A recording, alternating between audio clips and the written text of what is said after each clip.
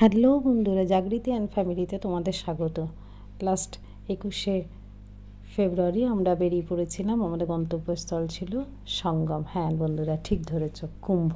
যে কুম্ভ নিয়ে বিগত 16ই জানুয়ারি থেকে 26শে ফেব্রুয়ারি পর্যন্ত এক মহা উৎসবের পালন করা হচ্ছিল প্রয়াগরাজ এলাহাবাদে। সেই উৎসবেরই কিছু অংশ যাতে নিজের মনের মধ্যে স্মৃতিস্বরূপ ধরে রাখতে পারি, সেই উদ্দেশ্যে আমরা 5 বন্ধু মিলে এবং সঙ্গে আমার পুত্র গনুকে নিয়ে আমরা বেরিয়ে পড়েছিলাম সঙ্গমের উদ্দেশ্যে। সঙ্গে ছিল আমাদের সুমিত ভাই, যার ভরসাতে অনলি লেডিস গ্রুপ আমরা বেরিয়ে পড়েছিলাম সঙ্গমের উদ্দেশ্যে। সুমিত ভাই ভীষণ ভালো গাড়ি চালিয়েছে এবং আমাদেরকে খুব রিক্সে, খুব দায়িত্ব করে, খুব ভালোভাবে সঙ্গমে চান করিয়ে এনেছে। এবং তারা সে বলেও ছিল যে আমি তোমাদেরকে ঠিক দিদিভাই সঙ্গমে ডুব দিয়ে আনবই। আমরা মাঝখানে কিছুক্ষণ হল্ট করি এবং তারপরে এখানে একটু ব্রেকফাস্ট করি। সুমিত ভাইয়ের গাড়ি গরম হয়ে গেছিলো। এটা ঠিক হাজারিবাগের ঢুকেছি সেই রকম অবস্থায়। সেখানে গাড়ি ঠান্ডা করে তারপর আবার আমরা আমাদের গন্তব্যস্থলের দিকে যাই। রাত তখন প্রায় 12টা। কিছুটা আমরা জ্যামে আটকেছিলাম, তবে সুমিত ভাইয়ের চালানোর তৎপরতা এবং তার নিপুণতা আমাদেরকে অনেক রোড জ্যাম থেকে অনেকটাই বিরত রেখেছিল এবং সে একটি শর্টকাট রুটের মাধ্যমে আমাদেরকে পৌঁছে দিয়েছিল সঙ্গমে। ভোরবেলা আমরা একটি পেট্রোল পাম্পের কাছে দাঁড়াই এবং সেখানে আমরা কিছুটা ফ্রেশ হই। তখন সূর্য সবে উঠছে, তখন বাজছে প্রায় 5:30। রীতাদি ব্রাশ করেছে। হ্যাঁ বন্ধুরা, বলতে ভুলে গেছি, আমার সঙ্গে ছিল আমার রীতাদি, আমার বান্ধবী কাম দিদি, আমার ফ্রেন্ড বেলা, ঝুনু এবং আমার গুরু ma'am Gopa Chakraborty. Ganga bridge cross করে আমরা আস্তে আস্তে এলাহাবাদের দিকে ঢুকে পড়েছি, প্রয়াগরাজের দিকে চলে এসেছি। সবাই সারা রাত জার্নি করে ভীষণ টায়ার্ড, তবু তার মধ্যে একটা স্বতঃস্ফূর্ত ব্যাপার আমাদের মধ্যে রয়েছে।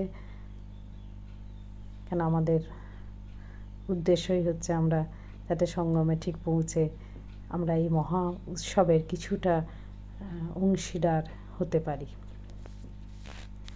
প্রয়াগরাজ ঢুকে গেছে।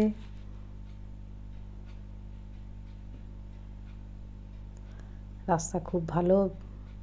ওখানকার সরকারের খুবই নিপুণ ব্যবস্থাপনা দেখে সত্যিই আমরা ধন্য হয়েছি। কিছুটা পুণ্য লাভ, কিছুটা মানসিক শান্তি এবং কিছুটা সরকারের ব্যবস্থাপনা দেখার জন্য আমরা এগিয়ে চলেছি সঙ্গমের দিকে। পাশে রেল লাইন, এই রেল লাইনের ট্রেন দিয়েও যারা ট্রেনে গিয়েছিল আর কি, প্রয়াগরাজ আসছিল, তাদের এই রুট, আর আমরা গাড়িতে করে গিয়েছিলাম।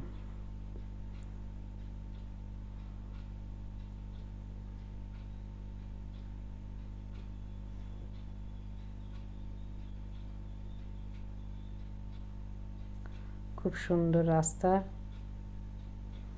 ধীরে ধীরে আমরা আমাদের গন্তব্যের দিকে এগিয়ে চলেছি।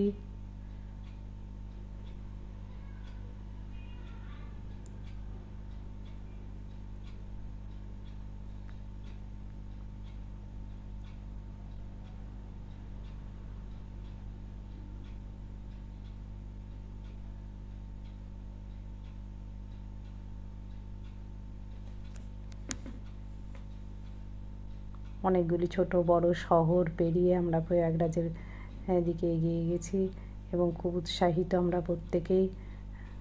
বাড়িতে ভীষণ আপত্তি ছিল, তবুও যেন নিজেদের জিদে কিছুটা, নিজেদের ইচ্ছায় কিছুটা ঈশ্বরের ইচ্ছায় আমাদের কুম্ভ স্নানের যে ইচ্ছে ছিল সেটা সম্পূর্ণ হয়েছিল।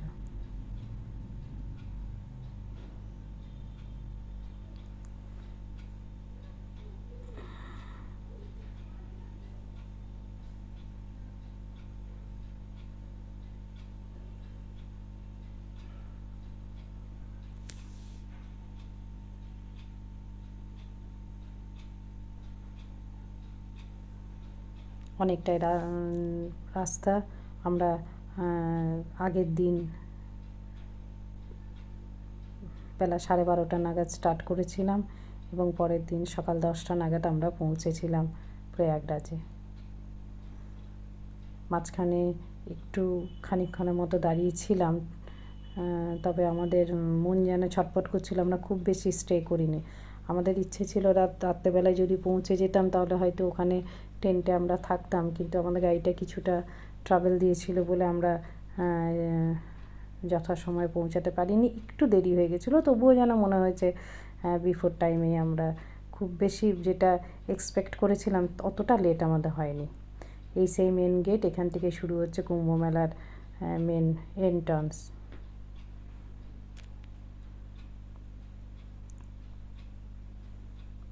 কুম্ভ গেট, হর হর মহাদেব।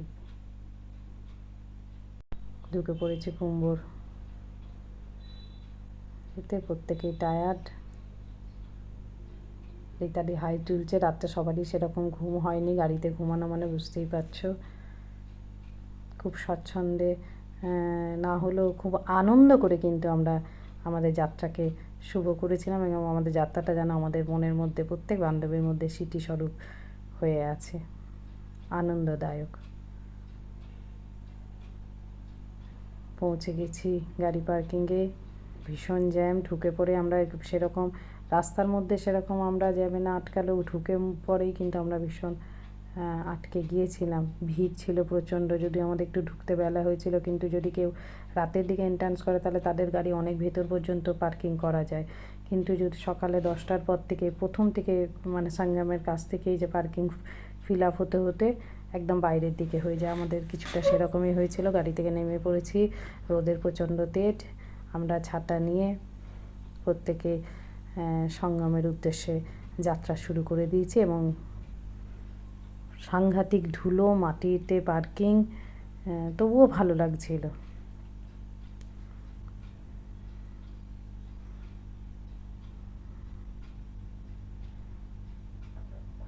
আমরা এগিয়ে চলেছি সঙ্গমের উদ্দেশ্যে।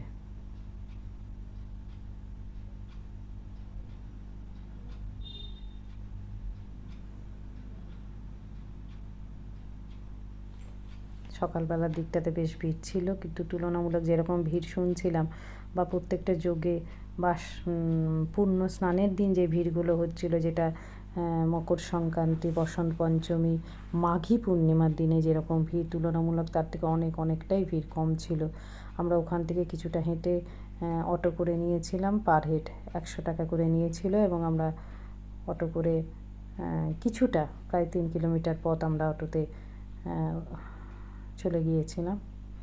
যেহেতু কোনো পুণ্য স্নানের দিন ছিল না, তাই অটোওয়ালা বলছিল যে এখন অটো চলছে, কিন্তু যখন পুণ্য স্নানের দিন হয়, মানে আমাদের পরে যেমন আমরা যেদিন যখন গেছি তারপর একটি দিন ছিল, সেটা হচ্ছে শিবরাত্রি দিন, বা আগে যে দিনগুলি ছিল সেই দিনে এত অটো চলতে দেয়নি। খুব দূর থেকে প্রায় একজনকে 17-20, কেউ 30 কিলোমিটার পর্যন্ত হেঁটে গেছে।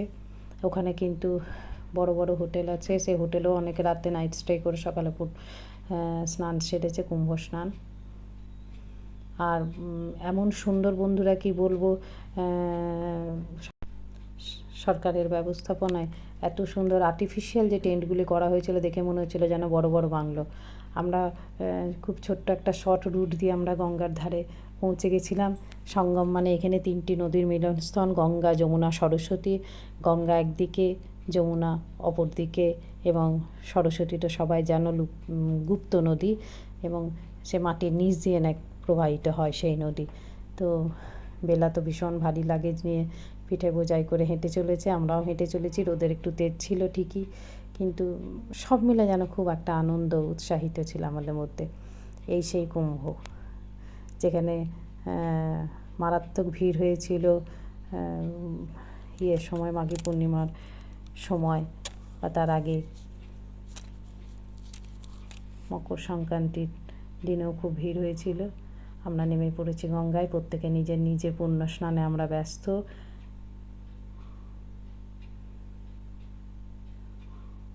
ঝুনু খুব ভয় পাচ্ছে, তবুও আস্তে আস্তে সে চেষ্টা করছে স্নান করার।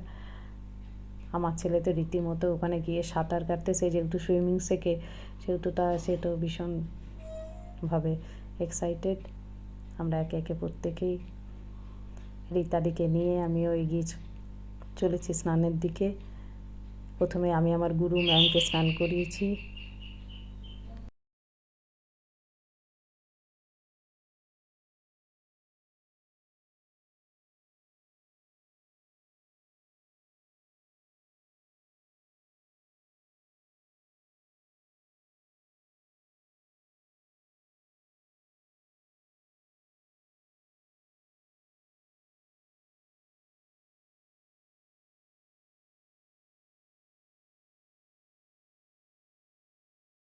সবাই খুব আনন্দ করে স্নান সেরে নিয়েছিলাম। এখানে আমাদের প্রায় 3-4 ঘন্টার মতো লেগেছিল। খুব আনন্দ পেয়েছিলাম।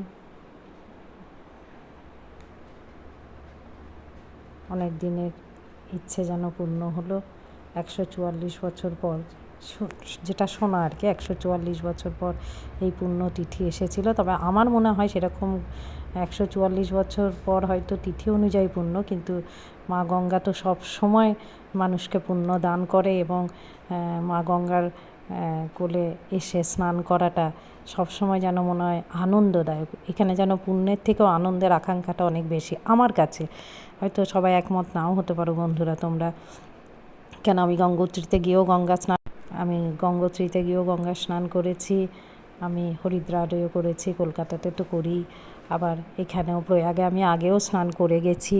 কিন্তু মা গঙ্গার কোলে যতবারই স্নান করি মনে হয় যেন একটা অদ্ভুত অন্তর থেকে একটা আনন্দ যেন বেরিয়ে আসে। এটা হয়তো চিত্তশুদ্ধি বা দেহশুদ্ধি কতটা জানি না, কিন্তু মানে আনন্দ অনেকটাই হয়। খুব ভালোভাবে আমরা স্নান সেরেছিলাম। আমার ছেলে তো কোনো রকমে উঠবে না, সে যতক্ষণ সবাই একে একে স্নান করে তারপর তাকে ওঠানো হয়।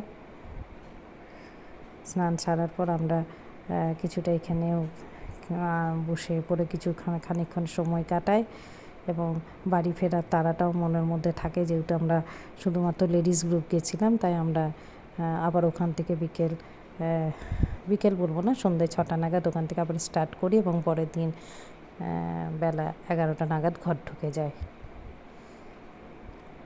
আমার এই সুন্দর মুহূর্ত, সুন্দর স্মৃতি আমি তোমাদের সাথে শেয়ার করে নিলাম।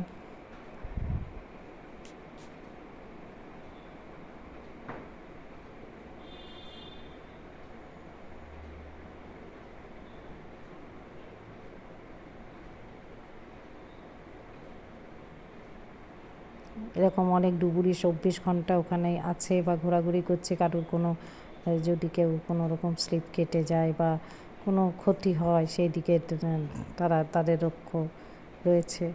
খুব সুন্দর ব্যবস্থাপনা। এবার আস্তে আস্তে ঝুনুও নামছে স্নানে। আমরা একে একে সব স্নান সেরেছিলাম।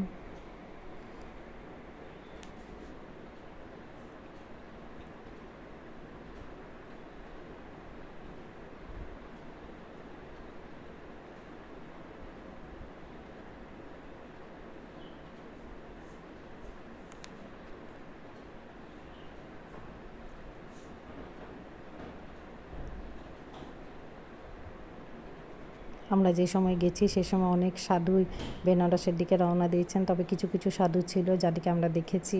খুব ভালো লেগেছে। আমার চ্যানেলটি অবশ্যই